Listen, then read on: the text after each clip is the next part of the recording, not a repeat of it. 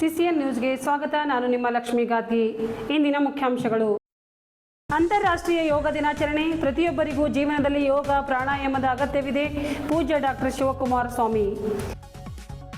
ಮನ್ರೇಗಾ ಜಾರಿಗೆ ಸಜ್ಜಾಗಿ, ಮಳೆ ಅಭಾವದಿಂದ ರೈತರ ಸಂಕಷ್ಟಕ್ಕೀಡಾಗದಂತೆ ಸ್ಪಂದಿಸಿ ಸಚಿವ ಈಶ್ವರ್ ಖಂಡ್ರೆ. ಒಗ್ಗಟ್ಟಿನಿಂದ ಪತ್ರಿಕಾ ದಿನಾಚರಣೆ ಆಚರಿಸಲು ನಿರ್ಧಾರ, ಶೀಘ್ರವೇ ಸ್ವಾಗತ ಸಮಿತಿ ರಚನೆ. ಒಳ ಮೀಸಲಾತಿ ಹೆಸರಿನಲ್ಲಿ ಕಾಂಗ್ರೆಸ್ ಸರ್ಕಾರದಿಂದ ಬಂಜಾರ ಸಮುದಾಯಕ್ಕೆ ಅನ್ಯಾಯ, ಜೂನ್ 29ಕ್ಕೆ ಸಮಾವೇಶ, ಬಸವರಾಜ ಪವಾರ್. ಪ್ರಶ್ನೆ ಪತ್ರಿಕೆ ಸೋರಿಕೆ ವಿರುದ್ಧ ಕಾಂಗ್ರೆಸ್ನಿಂದ ದೇಶವ್ಯಾಪಿ ವಿದ್ಯಾರ್ಥಿಗಳ ಗರ್ಜನೆ, ಅಭಿಯಾನಕ್ಕೆ ಚಾಲನೆ, ಬಸವರಾಜ ಜಾಬಶೆಟ್ಟಿ. ಜೈ ಶ್ರೀರಾಮ್ ಯೋಗ ಸಮಿತಿಯಿಂದ ನಗರದ ಅಮಲಾಪುರ ರಸ್ತೆಯ ಮಾರ್ಗದಲ್ಲಿ ಶ್ರೀ ಹೇಮರೆಡ್ಡಿ ಮಲ್ಲಮ್ಮ ಕಲ್ಯಾಣ ಮಂಟಪದಲ್ಲಿ ವಿಶ್ವ ಯೋಗ ದಿನಾಚರಣೆ ಪ್ರಯುಕ್ತ ಹಮ್ಮಿಕೊಂಡಿರುವ ಯೋಗ ದಿನಾಚರಣೆ ಸಮಾರಂಭವನ್ನು ಸಿದ್ಧಾರೂಢ ಮಠದ ಪೂಜ್ಯ ಡಾಕ್ಟರ್ ಶಿವಕುಮಾರ ಸ್ವಾಮೀಜಿ ಉದ್ಘಾಟಿಸಿದರು. ನಂತರ ಅವರು ಮಾತನಾಡಿ, ಮನುಷ್ಯನ ಜೀವನದಲ್ಲಿ ಯೋಗ ಅತ್ಯಂತ ಮಹತ್ವದ್ದಾಗಿದೆ ಎಂದು ನುಡಿದರು. ಯೋಗ ಪ್ರಾಣಾಯಾಮದಿಂದ ತಮ್ಮ ಶಾರೀರಿಕ ಸ್ವಾಸ್ಥ್ಯ ಇರಿಸಿಕೊಳ್ಳುವುದರ ಜೊತೆಯಲ್ಲಿ ಆರೋಗ್ಯ, ಮನಸ್ಸು ಸ್ವಚ್ಛತೆ ಇಟ್ಟುಕೊಳ್ಳಲು ಸಾಧ್ಯವಿದೆ ಎಂದರು. ಶಾರೀರಿಕವಾಗಿ ಸ್ವಾಸ್ಥ್ಯವಿದ್ದರೆ ಮನಸ್ಸು ಶುದ್ಧವಾಗಿರುತ್ತದೆ, ಇಂದ್ರಿಯಗಳು ನಿಯಂತ್ರಣದಲ್ಲಿ ಇರುತ್ತವೆ. ಹೀಗಾಗಿ ಪ್ರತಿಯೊಬ್ಬರು ತಮ್ಮ ಜೀವನದಲ್ಲಿ ಯೋಗ ಪ್ರಾಣಾಯಾಮ ಮಾಡುವುದನ್ನು ರೂಢಿಸಿಕೊಳ್ಳಲು ಕರೆ ನೀಡಿದರು. ಶಾರೀರಿಕವಾಗಿ ಅನಾರೋಗ್ಯವಾದರೆ ಅದರಿಂದ ಏನು ಮಾಡಲು ಸಾಧ್ಯವಿಲ್ಲ. ಮೊದಲು ನಮ್ಮ ಆರೋಗ್ಯ ಚೆನ್ನಾಗಿರಬೇಕು, ಅಂದರೆ ನಾವು ಯೋಗ ಮಾಡಲೇಬೇಕು. ಇದರಿಂದ ಆತ್ಮ ಮತ್ತು ಪರಮಾತ್ಮನನ್ನು ತಿಳಿದುಕೊಳ್ಳಲು ಸಾಧ್ಯವಾಗುತ್ತದೆ ಎಂದರು. ಯಾರು ಮನಸ್ಸು ಮತ್ತು ಇಂದ್ರಿಯಗಳು ನಿಯಂತ್ರಣದಲ್ಲಿ ಇಟ್ಟುಕೊಳ್ಳುತ್ತಾರೋ ಅವರು ಜೀವನದಲ್ಲಿ ಏನು ಬೇಕಾದದ್ದನ್ನು ಸಾಧಿಸಲು ಸಾಧ್ಯವಿದೆ ಎಂದು ನುಡಿದರು. ಯಾದಗಿರಿ ಹಾಗೂ ಆರೋಗ್ಯ ಕುಟುಂಬ ಕಲ್ಯಾಣ ಅಧಿಕಾರಿ ಮಹೇಶ್ ಬಿರಾದಾರ್ ಅವರು ಮಾತನಾಡಿ, ಪ್ರತಿಯೊಬ್ಬರೂ ಪ್ರತಿನಿತ್ಯ ಕನಿಷ್ಠ 30 ನಿಮಿಷವಾದರೂ ಯೋಗ ಮಾಡುವ ಮುಖಾಂತರ ತಮ್ಮ ಆರೋಗ್ಯವನ್ನು ಕಾಪಾಡಿಕೊಳ್ಳುವಂತೆ ಕರೆ ನೀಡಿದರು. ವೇದಿಕೆ ಮೇಲೆ ಮಹಾನಗರ ಪಾಲಿಕೆಯ ಸದಸ್ಯ ಶಶಿ ಹೊಸಳ್ಳಿ, ಅಕ್ಕಾಪಡೆ ರಾಜ್ಯ ಸಂಯೋಜಕಿ ಶೈನಿ ಪ್ರದೀಪ್ ಜಿ ರೆಡ್ಡಿ, ಸಮಾಜದ ಜಿಲ್ಲಾಧ್ಯಕ್ಷ ಶಂಕರ್ ರೆಡ್ಡಿ, ಉಪಾಧ್ಯಕ್ಷ ಗೋಪಾಲ್ ರೆಡ್ಡಿ, ಯೋಗ ಗುರು ವಿಜಯಕುಮಾರ್ ಸೇರಿಕಾರ್, ಜೈ ಶ್ರೀರಾಮ್ ಯೋಗ ಸಮಿತಿ ಅಧ್ಯಕ್ಷ ಎಚ್ ಬೆಟ್ಟತ್, ಗೌರವಾಧ್ಯಕ್ಷ ಬಿ ದಿಗ್ವಾಲ್ ಸೇರಿದಂತೆ ಮತ್ತಿತರರು ಇದ್ದರು. ಕಲ್ಯಾಣ ಮಂಟಪದಲ್ಲಿ ಜೈ ಶ್ರೀರಾಮ್ ಯೋಗ ಸಮಿತಿಯ ವತಿಯಿಂದ ನಾವು ವಿಶ್ವ ಅಂತಾರಾಷ್ಟ್ರೀಯ ಯೋಗ ದಿನಾಚರಣೆಯನ್ನು ಆಚರಣೆ ಮಾಡ್ತಾಯಿದ್ದೀವಿ. ಈ ಒಂದು ಕಾರ್ಯಕ್ರಮದಲ್ಲಿ ಶ್ರೀ ಶಿವಕುಮಾರ ಮಹಾಸ್ವಾಮಿಗಳು ಬಂದು ಈ ಕಾರ್ಯಕ್ರಮವನ್ನು ಉದ್ಘಾಟನೆ ಮಾಡಿದ್ದಾರೆ. ನಮ್ಮ ಒಂದು ಉದ್ದೇಶ ಏನಂತಂದರೆ, ಈ ಒಂದು ಜೈ ಶ್ರೀರಾಮ್ ಯೋಗ ಸಮಿತಿಯ ಮುಖಾಂತರ ಅನೇಕ ಯೋಗ ಸಾಧಕರನ್ನು ತಯಾರಿಸುವ ಮುಖಾಂತರ ಎಲ್ಲರಿಗೂ ಏನಂದರೆ ಯೋಗದ ಬಗ್ಗೆ ಏನಂತಂದರೆ ಅರಿವು ಮೂಡಿಸ್ತಕ್ಕಂಥದ್ದು. ಯಾಕೆಂತಂದರೆ ಇಂದಿನ ಒಂದು ಬದಲಾದ ಜೀವನ ಶೈಲಿಯಿಂದ ಅನೇಕ ಆರೋಗ್ಯ ಸಮಸ್ಯೆಗಳು ಬರ್ತಾ ಇರ್ತಕ್ಕಂಥದ್ದನ್ನು ನೋಡ್ತಾ ಇದ್ದೀವಿ. ಅದಕ್ಕಾಗಿ ಪ್ರತಿಯೊಬ್ಬರಿಗೂ ಕೂಡ ಆರೋಗ್ಯವಂತರಾಗಿರಬೇಕಂತಂದರೆ ಪ್ರತಿಯೊಬ್ಬರಿಗೂ ಕೂಡ ಪ್ರತಿ ದಿವಸ ಒಂದು 30 ನಿಮಿಷ ಆದರೂ ಯೋಗ ಸಾಧನೆಯನ್ನು ಮಾಡುವ ಮುಖಾಂತರ ತಮ್ಮ ಆರೋಗ್ಯವನ್ನು ಕಾಪಾಡಿಕೊಳ್ಳುವ ನಿಟ್ಟಿನಲ್ಲಿ ಎಲ್ಲರೂ ಕಾರ್ಯಪ್ರವರ್ತರಾಗಬೇಕು ಅನ್ನೋ ಬಗ್ಗೆ ಅರಿವು ಮೂಡಿಸ್ತಕ್ಕಂಥದ್ದು ನಮ್ಮ ಈ ಒಂದು ಯೋಗ ಸಮಿತಿಯ ಒಂದು ಬಹುದೊಡ್ಡ ಉದ್ದೇಶ ಆಗಿದೆ ಹೇಳಲಿಕ್ಕೆ ನಾನು ಇಷ್ಟಪಡ್ತೀನಿ. ನಾನು ಡಾಕ್ಟರ್ ಮಹೇಶ್ ಬಿರಾದಾರ್, ಯಾದಗಿರಿ. ಜೈ ಶ್ರೀರಾಮ್ ಯೋಗ ಸಮಿತಿ ಬೀದರ್ ವತಿಯಿಂದ 12ನೇ ಅಂತಾರಾಷ್ಟ್ರೀಯ ಯೋಗ ದಿನಾಚರಣೆ ಇವತ್ತು ಹೇಮರೆಡ್ಡಿ ಮಲ್ಲಮ್ಮ ಫಂಕ್ಷನ್ ಹಾಲಲ್ಲಿ ಜರುಗಿದೆ. ಅದಕ್ಕೆ ಕಾರಣೀಭೂತರಾದಂಥ ಶ್ರೀಯುತ ವಿಜಯಕುಮಾರ್ ಶೇರಿಕಾರ್ ಸರ್, ಯೋಗ ಗುರು ಅವರು ಉಚಿತವಾಗಿ ಹೋದ 2.5 ವರ್ಷದಿಂದ ಈ ಹೇಮರೆಡ್ಡಿ ಮಲ್ಲಮ್ಮ ಫಂಕ್ಷನ್ ಹಾಲಲ್ಲಿ ಅವರು ಯೋಗ ನಡೆಸ್ತಾ ಇದ್ದಾರೆ. ಅದರಿಂದ ಸುಮಾರು 60 ಜನ ಈಗಾಗಲೇ ಆ ಯೋಗಕ್ಕೆ ಜಾಯಿನ್ ಆಗಿದ್ದಾರೆ. ಎಲ್ಲರೂ ಇದಕ್ಕೆ ಜಾಯಿನ್ ಆಗಬೇಕು, ಉಚಿತವಾಗಿ ಇರುವುದರಿಂದ ಇದರಿಂದ ಎಲ್ಲರಿಗೂ ಮಾನಸಿಕವಾಗಿ ಶಾರೀರಿಕವಾಗಿ ಗ್ಯಾರಂಟಿ ಫಾಯ್ದೆ ಆಗ್ತದೆ. ಭಾಳ ನಮ್ಮ ಅನಿಸಿಕೆಗಳನ್ನು ಹೇಳಿದ್ದಾರೆ. ಇವತ್ತಿನ ಯೋಗ ದಿನಾಚರಣಾ ಅಂಗವಾಗಿ ಎಲ್ಲರಿಗೂ ಶುಭಾಶಯಗಳು. ನಮಸ್ಕಾರ. ನಿಮ್ಮ ಹೆಸರು ಸರ್? ನಾನು Arun Mukashi, yoga sir. Thank you. 12ನೇ ಅಂತಾರಾಷ್ಟ್ರೀಯ ಯೋಗ ದಿನಾಚರಣೆ ಶುಭಾಶಯಗಳು. ಇಂದು ನಮ್ಮ ಜಯಶ್ರೀ ಯೋಗ ಸಮಿತಿಯಿಂದ 12ನೇ ಅಂತಾರಾಷ್ಟ್ರೀಯ ಯೋಗ ದಿನವನ್ನು ಆಚರಿಸಲಾಯಿತು. ಅತ್ಯಂತ ಖುಷಿಯಿಂದ ಸಂತೋಷದಿಂದ ಎಲ್ಲರೂ ಭಾಗಿಯಾಗಿ ಕಾರ್ಯಕ್ರಮ ಯಶಸ್ವಿಗೊಳಿಸಿದ್ದಾರೆ. ಹಾಗೆ ಎಲ್ಲರೂ ಆರೋಗ್ಯವನ್ನು ಕಾಪಾಡಿಕೊಂಡು ಹೋಗಬೇಕಂತ ತಮ್ಮಲ್ಲಿ ವಿನಂತಿ. ಹಾಗೆ ಹೆಲ್ತ್ ಈಸ್ ವೆಲ್ತ್ ಅಂತ ಹೇಳ್ತಾರಲ್ಲ, ಆ ಥರ ಎಲ್ಲರೂ ಕೂಡ ತಮ್ಮ ಆರೋಗ್ಯವನ್ನು ಎಷ್ಟು ಮುಖ್ಯವೋ ಅಷ್ಟೇ ಮುಖ್ಯ ನಿಮ್ಮ ಮನೆ ಹಾಗೂ ನಿಮ್ಮ ಕುಟುಂಬದವರು ಕೂಡ ಮುಖ್ಯ ಅಂತ ಹೇಳ್ತಾ ಇಲ್ಲಿಗೆ ಇವತ್ತಿನ ಕಾರ್ಯಕ್ರಮಕ್ಕೆ ವಿರಾಮ ಕೊಡುತ್ತೆ. ಧನ್ಯವಾದ.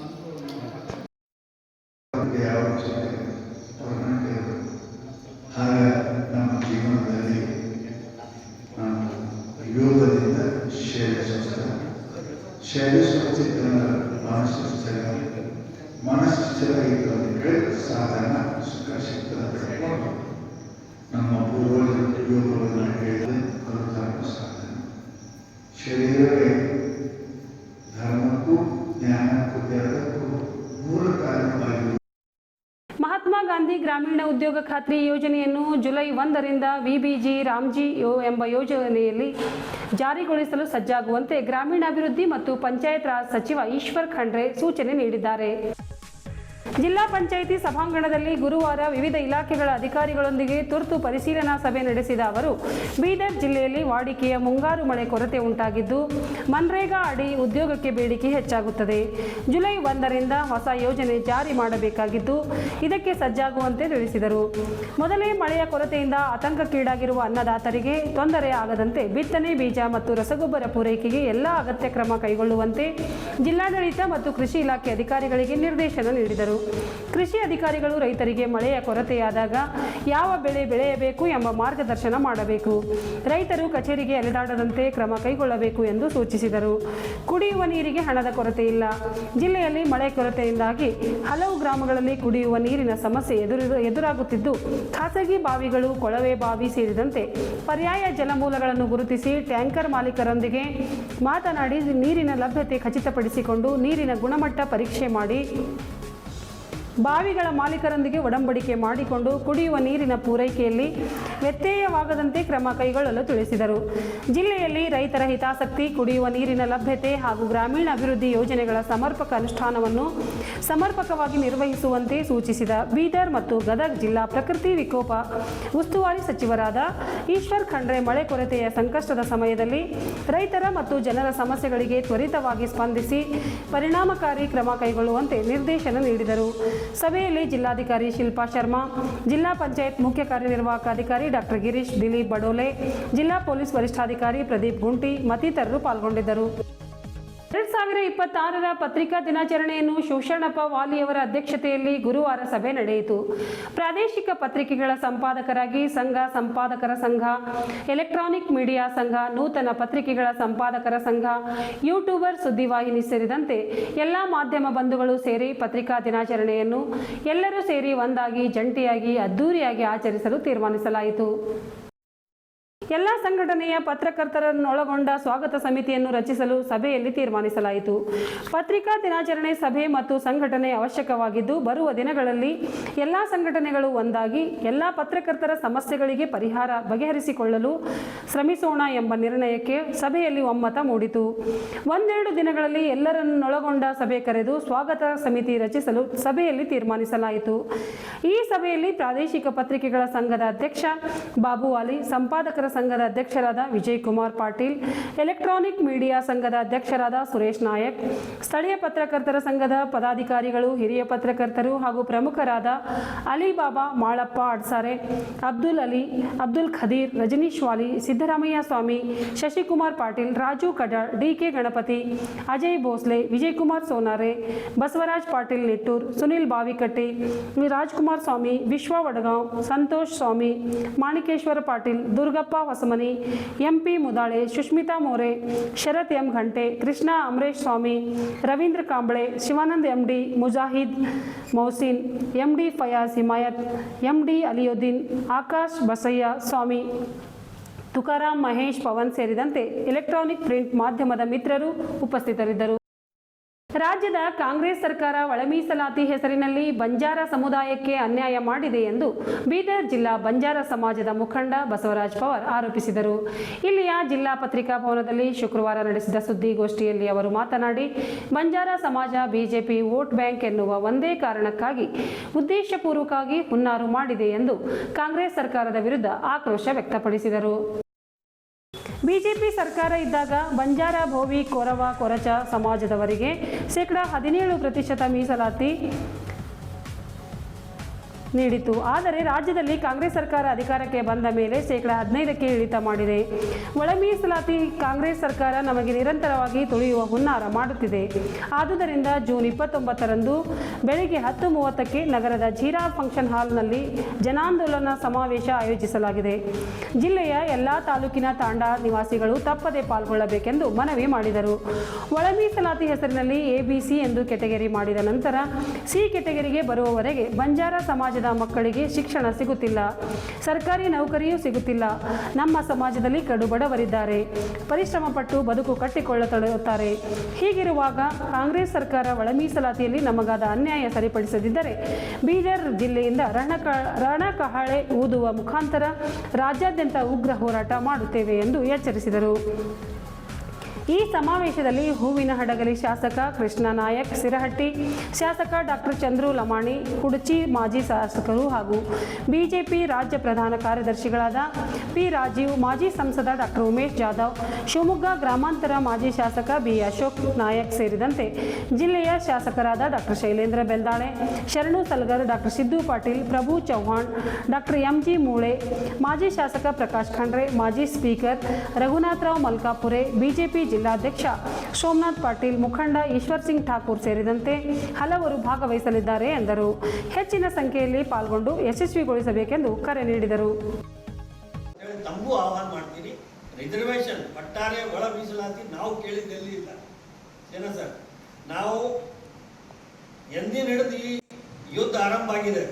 ಇವತ್ತು 96ದಿಂದ ಈ ಒಳ ಮೀಸಲಾತಿ ಇದೇನೋ ಗೊಂದಲ ಆರಂಭ ಆಗಿದೆ. ಅಂದಿನ ಹಿಡಿದು ಇಂದಿನ ತನಕ ನಾವು ಒಳ ಮೀಸಲಾತಿ ಬಗ್ಗೆ ಎಂದೆಂದು ಏನದ ಅಂತ ನಾವು ಒಳ ಮೀಸಲಾತಿ ಕೊಡ್ರಿ ಅಂತ ಹೇಳಿ ಡಾಕ್ಟರ್ ಬಾಬಾ ಸಾಹೇಬ್ ಅಂಬೇಡ್ಕರ್ ಅವರು ಸಂವಿಧಾನದಲ್ಲಿ ಲಿಖಿತ ರೂಪದಲ್ಲಿ ಏನದ ಅಂತ ಅವಕಾಶ ಕೊಟ್ಟಿಲ್ಲ. 18% SC ST ಕೊಡ್ರಿ ಅಂತ.